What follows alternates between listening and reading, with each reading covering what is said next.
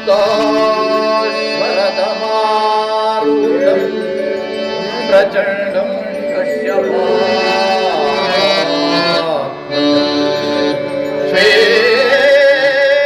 श्वेतपद्मधरं देवं तं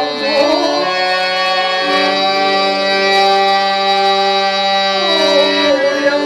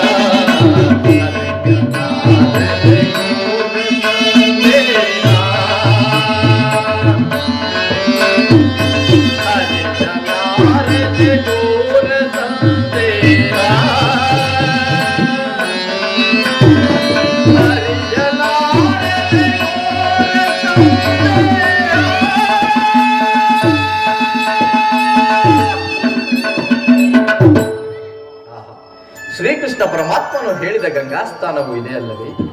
ಅಲ್ಲಿ ನಿನ್ನ ಜನ್ಮದ ರಹಸ್ಯವನ್ನು ತಿಳಿಯುವೆ ಎಂದು ಹೇಳಿದನು. ಆ ರಹಸ್ಯವೇನಿರಬಹುದು ದೇವ?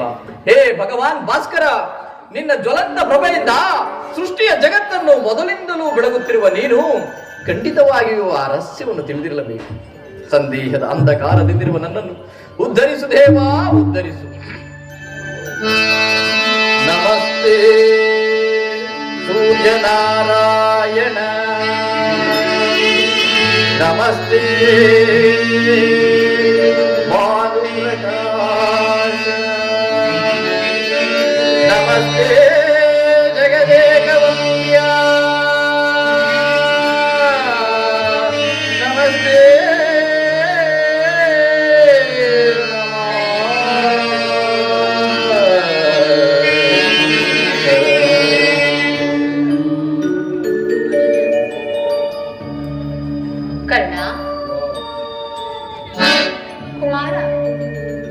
ಯಾರು ತಾಯಿ, ನೀನು ಯಾರು?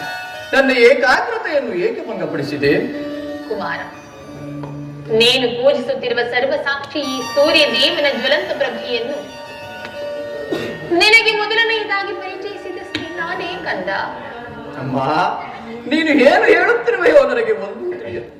ಆದರೆ ನಿನ್ನ ಕಣ್ಣುಗಳಲ್ಲಿನ ಕರುಣಾಕಾಂತಿಯು ನನ್ನ ಮನಸ್ಸನ್ನು ಚೇತರಿಸುತ್ತದೆ.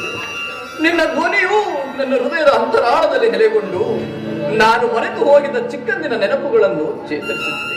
ಅಮ್ಮ, ನೀನು ಯಾರು? ನಮ್ಮೀರ್ವರ ಸಂಬಂಧವೇನು ತಾಯಿ? ಕುಮಾರ, ಅಮ್ಮ, ಈ ನಿರ್ಭಾಗ್ಯಗಳನ್ನು ಕುಂತಿ ಎಂದು ಕರೆಯುವರು ಕಂದ. ಅಮ್ಮ, ನನ್ನ ಹೆತ್ತ ಮಾತೆಯ ಪ್ರಥಮ ದರ್ಶನವಾದ ಈ ದಿನವಲ್ಲವೇ ಅಮ್ಮ ಸುದಿನ.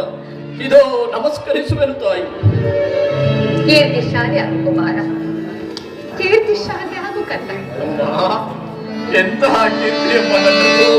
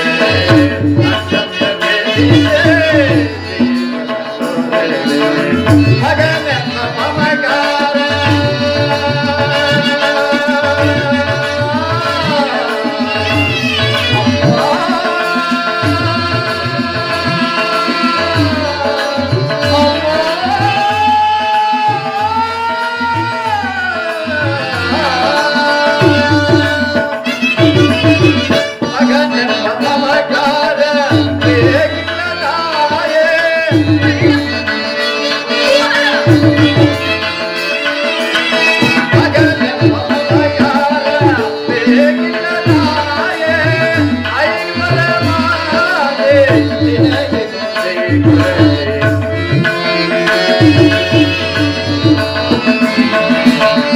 ಐವರ ಬಾಳೆ ನಿನಗೆ ಕೊರತೆ. ಬಹುದಿನದ ಬಯಕೆ ಹರಿಸಿದಪ್ಪ. ಬಯಸಿದ ದರ್ಶನವು ಲಭಿಸಿದಪ್ಪ. ಬಹುದಿನದ ಬಯಕೆ ಹರಿಸಿದಪ್ಪ. ಅಮ್ಮ, ನಾನು ಹುಟ್ಟಿದ ಕೂಡಲೇ ನನ್ನನ್ನು ಈ ಗಂಗಾ ನದಿಯಲ್ಲಿ ತೇಲಿಬಿಡಲು ನಾನು ಮಾಡಿದ ಅಂತಹ ಅಪರಾಧವಾದರೂ ಏನು ತಾಯಿ? ಆ ನೀರಿನಲ್ಲಿರುವ ಜಲಚರ ಪ್ರಾಣಿಗಳು ಈ ಪಾಪಿಯ ದೇಹವನ್ನು ತಿನ್ನದೆ ಹಾಗೆ ಬಿಟ್ಟು ಬಿಟ್ಟವೆಲ್ಲ. ಕಾಡಿನಲ್ಲಿರುವ ಕ್ರೂರ ಮೃಗಗಳು ಕೂಡ ತಮ್ಮ ತಮ್ಮ ಮರಿಗಳನ್ನು ಎಷ್ಟೋ ಪ್ರೀತಿ ಮಮತೆಯಿಂದ ಸಾಗಿಸಬಹುದು. ಹೀಗಿರುವಾಗ ಮನುಷ್ಯ ಮಾತ್ರದವನ ನಾವು ಮಾಡಿದ ಅಂತಹ ಅಪರಾಧವಾದರೂ ಏನು ತಾಯಿ?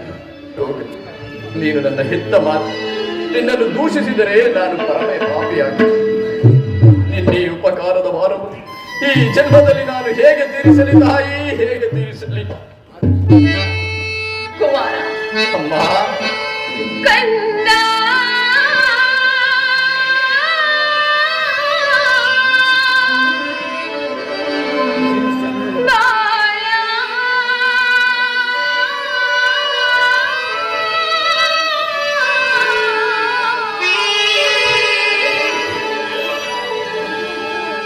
ಕರ್ಣ, ಅಮ್ಮ, ನಿನ್ನ ತಾಯಿ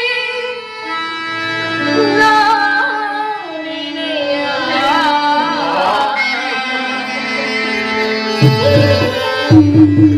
ಈ ಜೀವ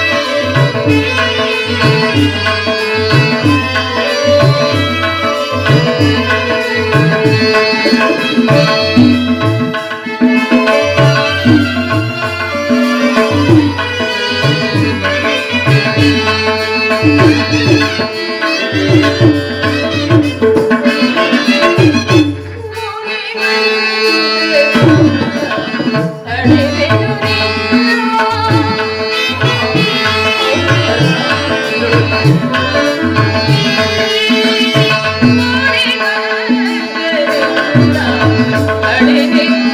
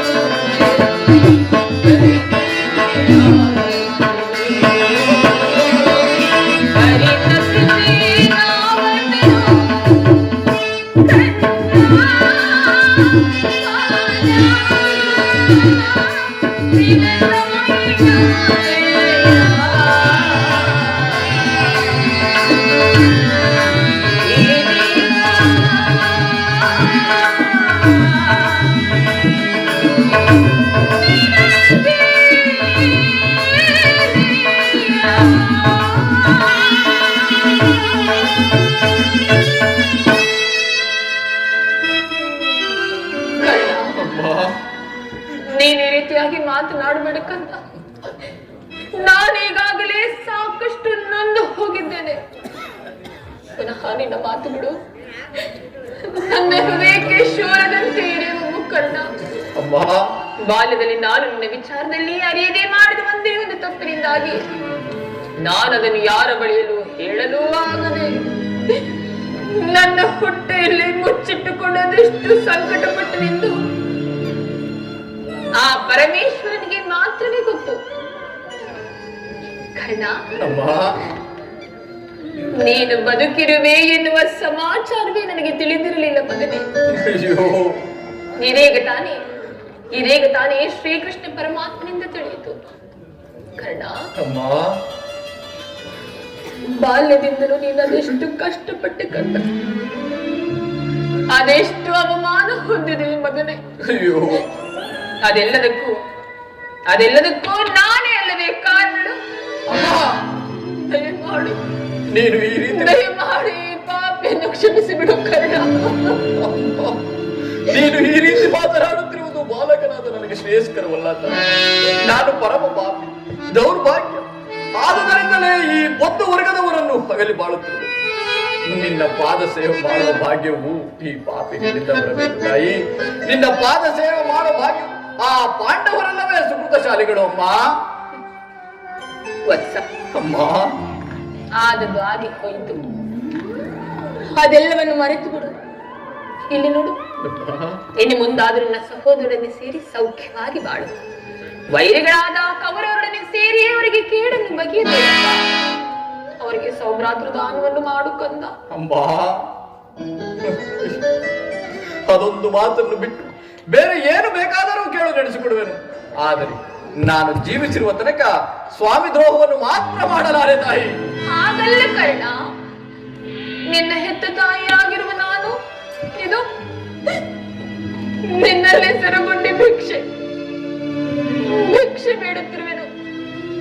ಪಾಂಡವರನ್ನು ಉಳಿಸು, ಅವರಲ್ಲಿ ವೈರವನ್ನು ಕಳೆ ಕರ್ಣ. ಅಮ್ಮ, ನೀನು ವೀರಮಾತೆ, ನೀನೇ ಈ ರೀತಿ ಮಾತನಾಡುತ್ತಿರುವುದು ಸರಿಯೇ ಅಮ್ಮ. ನನ್ನನ್ನೇ ಹೊರೆದಾತನು ನನ್ನನ್ನೇ ಆಧಾರ ಸ್ತಂಭವೆಂದು ನಂಬಿ ಯುದ್ಧವನ್ನು ಹೂಡಿದಾಗ ಆತನನ್ನು ತೊರೆದರೆ ಆ ಭಗವಂತನು ಮೆಚ್ಚುವನೇ? ನಾನು ಕೊಲೆ ಪಾತಕಿಗಿಂತಲೂ ಕಡೆಯಾಗುವುದಿಲ್ಲವೇ? ನಮ್ಮ ತಂದೆ ತಾತಂದಿರು ನರಕಕ್ಕೆ ಬೆಳೆದಿರೇ ನಾಳೆ ಹುಟ್ಟುವ ಮಕ್ಕಳು ಮೊಮ್ಮಕ್ಕಳು ಅಪಮಾನದಿಂದ ತಲೆ ಬಾಗಿ ಶಪಿಸುವುದಿಲ್ಲವೇ? ಇಂತಹ ಸನ್ನಿವೇಶಗಳನ್ನು ಕಲ್ಪಿಸಿಕೊಂಡು ವೀರಮಾತೆಯಾದ ನೀನೇ ಈ ರೀತಿ ಮಾತನಾಡುತ್ತಿರುವುದು ಸರಿಯೇ ಅಮ್ಮ? ನಿಶ್ಚಯ ಕಂದ, ನಿನ್ನ ಮಾತುಗಳೆಲ್ಲವೂ ನಿಶ್ಚಯವೇ. ಕರ್ಣ, ಅಮ್ಮ, ಪಾಂಡವರಿಂದ ಬೆನ್ನ ಹಿಂದೆ ಬಿದ್ದ ಸಹೋದರರಲ್ಲವೇ? ಹೌದು. ಅವರ ಯೋಗಕ್ಷೇಮವು ನಿನ್ನ ಯೋಗಕ್ಷೇಮವಲ್ಲವೇ? ಇರಬಹುದು. ಹಾಗಾದರೆ ನೀವು 6 ಜನರು ಸೇರಿ ರಾಜ್ಯಭಾರ ಮಾಡುವುದನ್ನು ನಾನು ಕಣ್ಣಾರೆ ಕಂಡು ಸಂತೋಷ ಪಡಬಾರದೆ ಹೇಳು ಕರ್ಣ. ಅಮ್ಮ, ಸಿಂಹಾಸನದ ಮೇಲೆ ಕುಳಿತು ರಾಜ್ಯಭಾರ ಮಾಡುವ ಯೋಗವು ಈ ಪಾಪಿಗೆ ಎಲ್ಲಿಂದ ಬರಬೇಕು? ಇಲ್ಲಿಯವರೆಗೂ ಆ ಅರ್ಜುನ್ ಒಟ್ಟಿಗೆ ಸೇರಲು ಸಾಧ್ಯವೇ ತಾಯಿ? ಅಯ್ಯೋ, ಮಮ ಪ್ರಾಣಾಯ ಪಾಂಡವಾಯ ಎಂಬಂತೆ ಶ್ರೀಕೃಷ್ಣ ಪರಮಾತ್ಮ ಪಾಂಡವರ ಪ್ರಾಣವೇ ತನ್ನ ಪ್ರಾಣವೆಂದು ಶ್ರೀಕೃಷ್ಣ ಪರಮಾತ್ಮನು ಹೇಳುತ್ತಿರುವಾಗ ಆ ಪಾಂಡವರಿಗೆ ಅಪಜಯವಿಲ್ಲಿಂದ ಬರಬೇಕು ತಾಯಿ? ಬಿಡು, ನಿನ್ನ ಮನದ ವ್ಯಥೆಯನ್ನು ಬಿಡು ತಾಯಿ.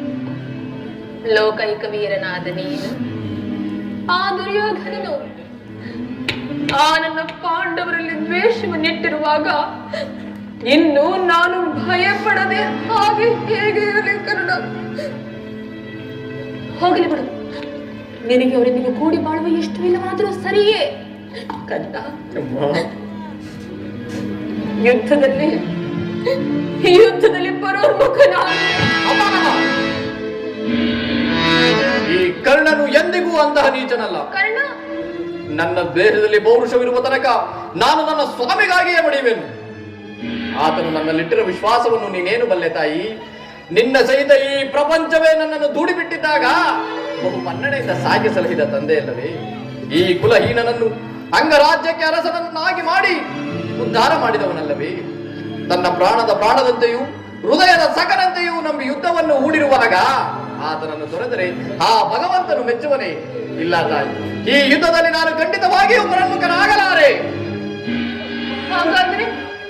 ಹಾಗಾದ್ರೆ ಯುದ್ಧದಲ್ಲಿ ಪಾಂಡವರೇನಾದ್ರೂ ನನ್ನ ಕೈಗೆ ಸಿಕ್ಕರೆ ಕರ್ಣ, ಅಮ್ಮ, ಅವರನ್ನು ಕೊಲ್ಲಬೇಡ ಕಂದ.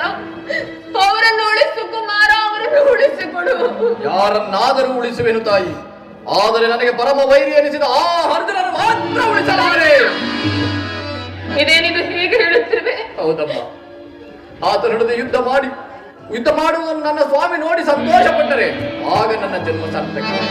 ನಮ್ಮಿಬ್ಬರಲ್ಲಿ, ಈ ಪ್ರಪಂಚದಲ್ಲಿ ನಮ್ಮಿಬ್ಬರಲ್ಲಿ ಒಬ್ಬರಿಗೆ ಮಾತ್ರ ಸ್ಥಾನವಿರುವುದು. ಅರ್ಜುನನಿಂದ ನಾನೇ ಹತನಾದರೂ ಅಥವಾ ನನ್ನಿಂದ ಅರ್ಜುನನೇ ಹತನಾದರೂ ನಿನಗೆ 5 ಜನ ಮಕ್ಕಳು ಉಳಿದೇ ಉಳಿಯುವರು. ಬಿಡಮ್ಮ, ನಿನ್ನ ಮನದ ವ್ಯಥೆಯನ್ನು ಬಿಡು ತಾಯಿ. ಏಕಪ್ಪ, ಏಕೆ ಆ ನನ್ನ ಅರ್ಜುನನ ಮೇಲೆ ನಿನಗೆ ಇಷ್ಟೊಂದು ದ್ವೇಷ?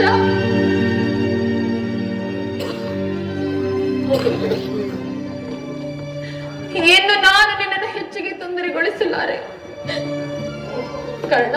ಅಮ್ಮ, ಕಡೆಯದಾಗಿ ನಿನ್ನ ತಾಯಿ ಒಂದೇ ಒಂದು ಮಾತನ್ನಾದ್ರೂ ನಡೆಸಿಕೊಡುವಿಯಾ? ಅದೇನು ಹೇಳುತ್ತಾ ಇದ್ವಿ? ಸತ್ಯವಾಗಿ ನಡೆಸಿಕೊಡುವಿಯಾ? ಎಂತ ಮಾತನ್ನು ನಡೆಸಲಾರದ ಪರಮ ಪಾಪಿ ಎಂದು ಭಾವಿಸಿರುವೆಯಾ? ಖಂಡಿತವಾಗಿಯೂ ನಡೆಸಿಕೊಡುವೆನು ತಾಯಿ. ಕುಮಾರ, ಅಮ್ಮ, ಆಯುಷ್ಯವಿದ್ದವರು ಎಲ್ಲಿಯಾದ್ರೂ ಹೋಗಿ ಬದುಕಿಕೊಳ್ಳುವರು. ಹೆತ್ತ ಹುಟ್ಟಿಗೆ ಅದೇ ಸಂತೋಷ. ಆದರೆ ನೇನು ಮಾತ್ರ ಮುಂದೆ ಬರುವ ಯುದ್ಧದಲ್ಲಿ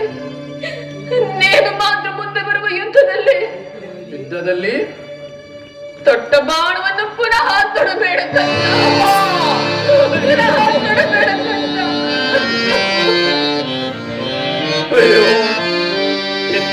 ಕರುಳಿನ ಬಾಧೆಯನ್ನು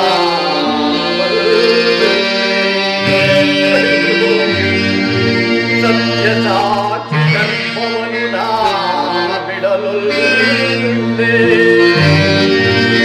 ಕಟ್ಟ ಕಡೆಯೋಳ್ ಕಲ್ಪದಾದಿಗೆ ಕಾಲಿಡಲು ಇದೋ ಕೊಡುವೆನು ಭಾಷೆಯನ್ನು ಬಿಡುವೆಯಲು ಜನರೇ.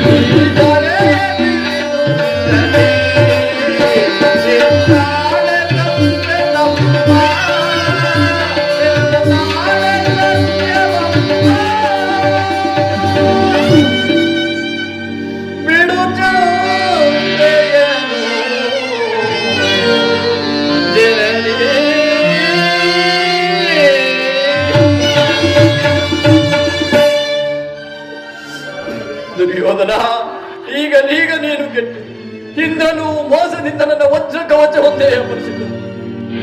ವಿದುರನು ನಿಮ್ಮ ದುರಾದೃಷ್ಟಕ್ಕೆ ಸರಿಯಾಗಿ ತಮ್ಮ ಸರ್ವೋತ್ತಮವಾದ ಬಿಲ್ಲನ್ನೇ ಮುರಿದು ಬಿಸಾಡಿದರು. ಅಯ್ಯೋ,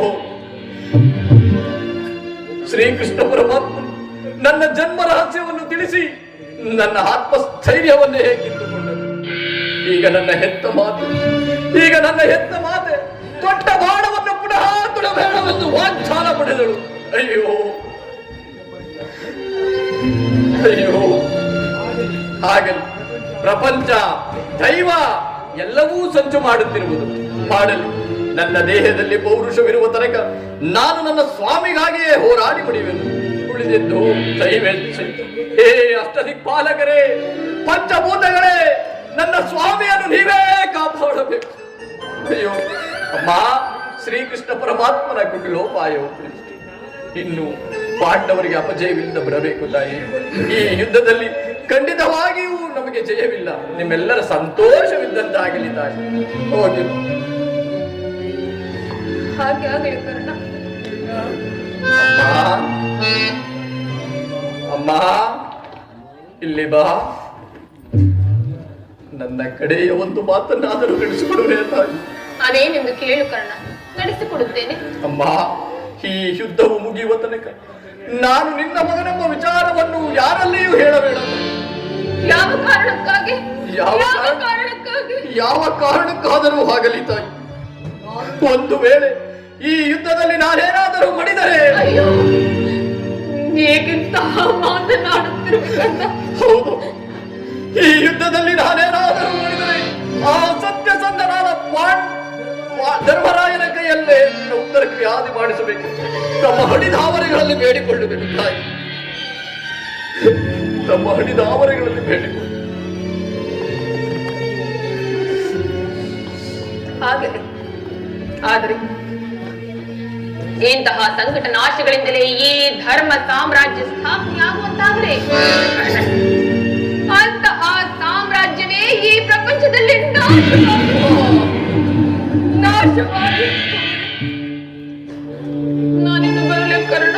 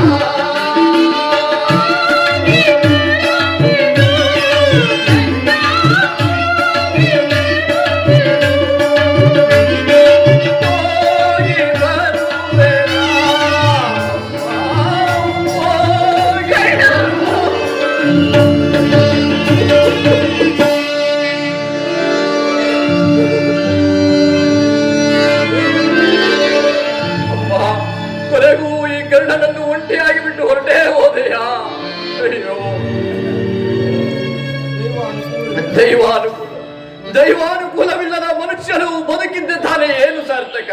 ಹೇ ವಿಧಿ, ನಿನ್ನ ಲೀಲೆ ಅಗಣಿತ ಅಪಾರ. ಭಗವಂತನೇ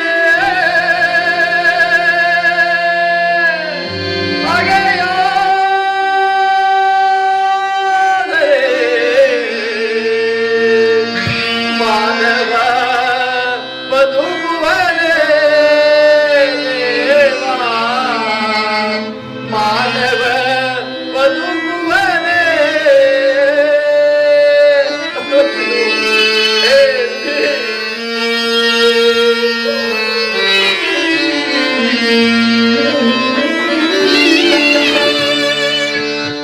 ಭಗವಂತನೇ ಅಗೆಯೋದರೆ ಮಾನವ ಬದುಕುವನೇ ದೇವಾ, ಮಾನವ ಬದುಕುವನೇ.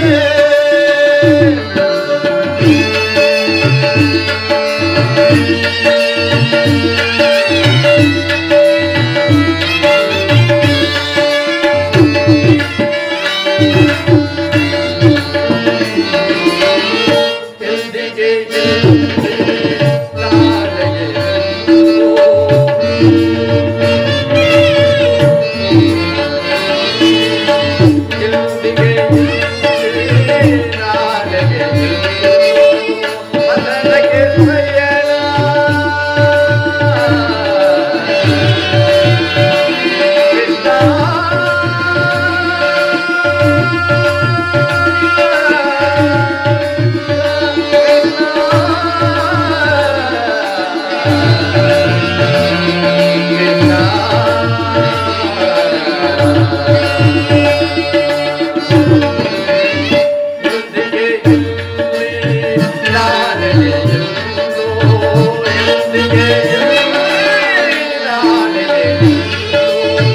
ಬದಲಿಗೆ ಬಯ